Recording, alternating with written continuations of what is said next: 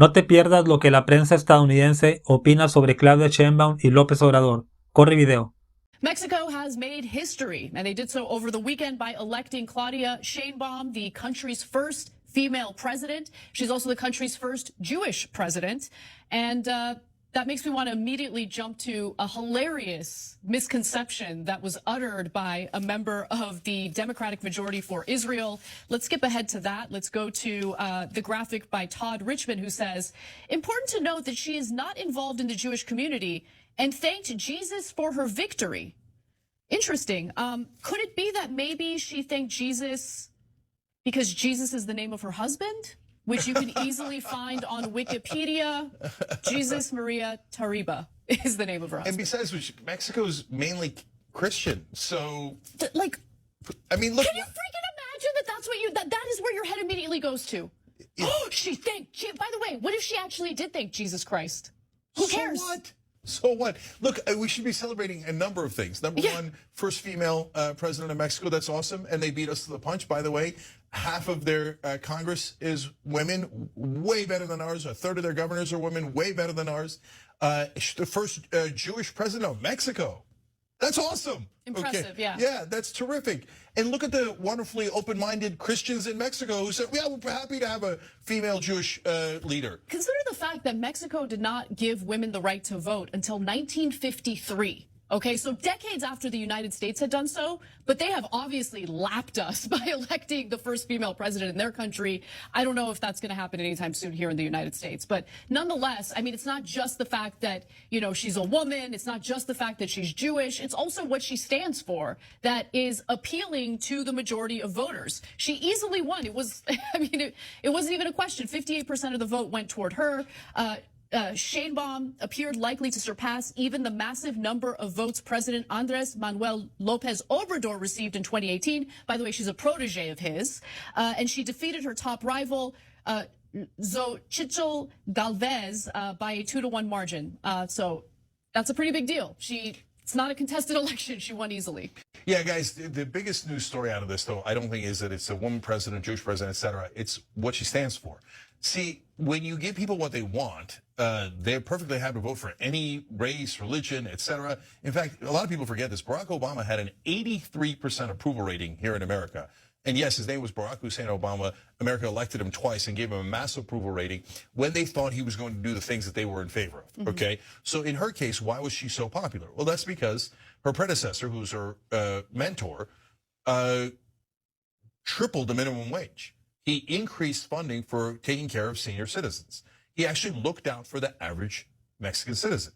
I know that comes as a shock to American politicians who've never once considered the idea. Helping the average person. Well, how would my donors benefit from that? So since Mexico is not run by legalized bribery, and we are, our politicians never represent us. That's why they're never this popular.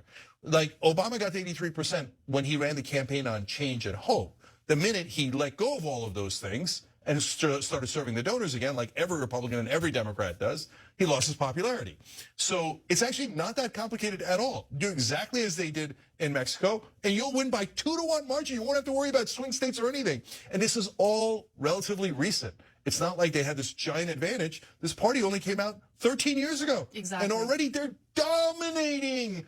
And that's because they actually, for the first time, delivered. And with her election, this party is going to continue dominating for at least another 6 years. And she ran on a platform similar to that of AMLO's. That's the nickname for now the president, the outgoing president. She promised to expand the social programs created by López Obrador. She pledged to maintain the North American Free Trade Treaty when it comes up for renegotiation in 2026, but said the economic changes of recent decades have created starvation wages. And just to give you a statement from one of the voters who supported her, this is Rogelio Librado Galicia, who's 45 years old, a Mexico City engineer. By the way, she was also the mayor of Mexico City previously. Well, this guy voted for Sheinbaum saying, I'm not saying this government doesn't rob. They all rob, but they've distributed money to the poor, unlike other parties that just steal for themselves. I like that comment because he's not like overly enamored by any political group. He's very realistic about, you know, some of the flaws, even with the political party that he's currently supporting. Look at how simple it is to get. Remember, it's not like Mexico always got 2-1. Morena has only been around for 13 years, and they did not get 2-1 margins in the beginning. Nobody got 2-1 margins. They got that through simply doing these policy proposals. So and what they did was they converted a lot of the right wing. You don't get to 2-1 advantage without converting tons of independents and right-wingers. They're a very left-wing party, which, by the way, goes to exactly what I said in the book, Justice is Coming. It's exactly what we've been saying on the show all the time. As long as you have a progressive populace that delivers, you're going to sweep out both the establishment and the fake populist right that's represented by Trump. But you got to deliver. So there are two choices right now for the Democratic Party, and you know which one they always take. One is do as Morena did and deliver, and it doesn't take much. Increase the minimum wage and increase Social Security. Boom. That'll probably do it in and of itself. That's just 2 out of dozens of proposals that they could do. Or stick with stupid establishment candidates who are in favor of the status quo and corporate rule. Now, which one do you think the Democrats here in America have taken? Stick with the status quo and corporate rule, even though Americans hate the establishment. In fact, everyone across the world hates the establishment. Yeah. The other criticism is that she, along with Lopez Obrador, are, you know, too critical of business owners and of the rich, which, you know, obviously these are individuals who feel attacked because there's a real effort to redistribute wealth in Mexico. And they obviously don't like that. But in regard to trying to consolidate power and engage in undemocratic behavior, Sheinbaum tried to assure critics that she would not use her mandate to concentrate power. Quote, "We're Democrats, and by conviction, we would never establish an authoritarian or repressive government." And obviously by Democrats, she means they believe in a democratic system of government, not Democrat as in Republicans versus Democrats. Yeah. Let's do a little bit more like Mexico did in this particular case and actually improve the living standards, and you'll get the results that you want. Evidentemente la joven empieza con...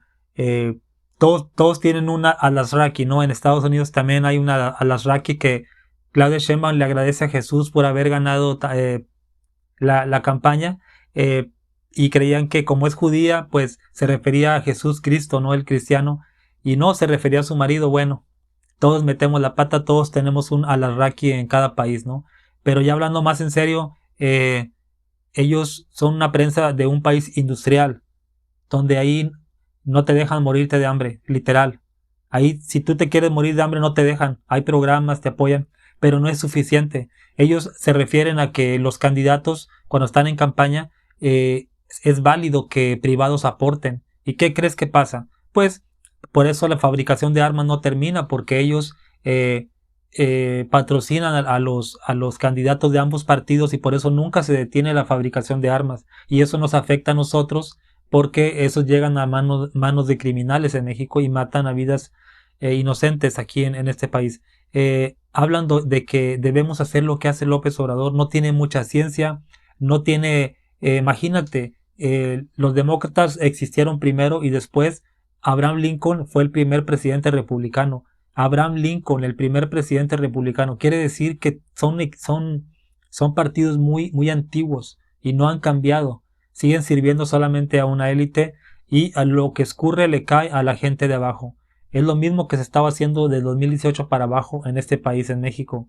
Entonces, es lo que dice el joven. Morena no hay mucha ciencia. Morena es joven, tiene 10, 11 años de creado, y lo único que tienes que hacer es, ahí pusieron mal la traducción, pusieron entregar, pero lo que quisieron decir es cumplir. Porque deliver significa entregar, pero también cumplir. Lo que quisieron decir los jóvenes es que Morena, López Obrador, cumple. Y lo único que tienes que hacer es cumplir. Por eso ganaron 2-1. Y él está dando un consejo a los demócratas y republicanos en Estados Unidos. Hagan lo que López Obrador, atiendan a los más pobres primero para que haya prosperidad compartida. Y no primero a los ricos y después a los pobres si es que les llega algo. Cópienle a López Obrador para ganar 2-1 una elección. Hablan muy bien de López Obrador. Te digo, me sorprende porque es un país industrial, pero entiendo que ellos son periodistas progresistas, no tienen nada que ver con los conservadores, y hace mucho bien a veces enterarnos de las cosas buenas que hacemos en México y cómo Ellos quieren que se hagan en sus propios países. Lo veo muy lejano porque tendrán un presidente varón en estas próximas elecciones en Estados Unidos y veo muy lejano que tengan a una mujer. Dime qué piensas tú. Hasta luego.